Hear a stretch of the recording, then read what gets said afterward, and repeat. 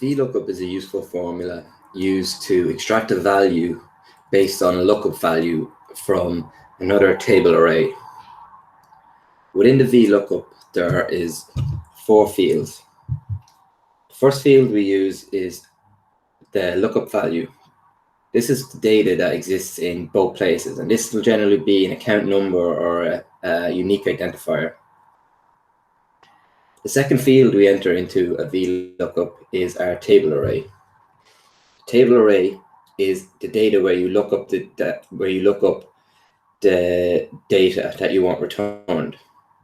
When selecting your table array, it is imperative to have the lookup value present in the leftmost column of your table array. Your column index number is how many columns to the right of your leftmost column do you want the value returned. And your range lookup, the fourth field of your Vlookup, is where you decide whether you want an exact match or an approximate match. So we're going to look at an example here which involves extracting a security price called close price from a table array. So in the table here on my left, I have a number of securities and I have an equivalent security number. In this column on the right, we see the same security number that's present in both tables. So we can see that as it's present in both tables, that our lookup value will be the security number. The value we want returned, we want to see is the close price. We want the close price returned. How we do this is we open up our Vlookup and we need to identify our first field, which is our lookup value.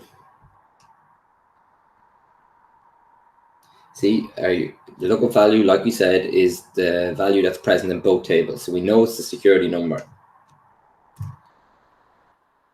Then we need to select our table array. And like we said, the lookup value has to be in the leftmost column of our table array. So we start our table array at security number and we select close price.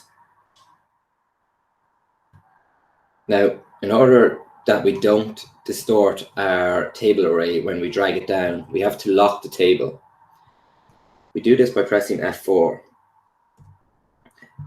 Once you press F4, these dollar symbols will come up in your table array, and this will mean that as you drag it down, your table array will stay consistent per each row.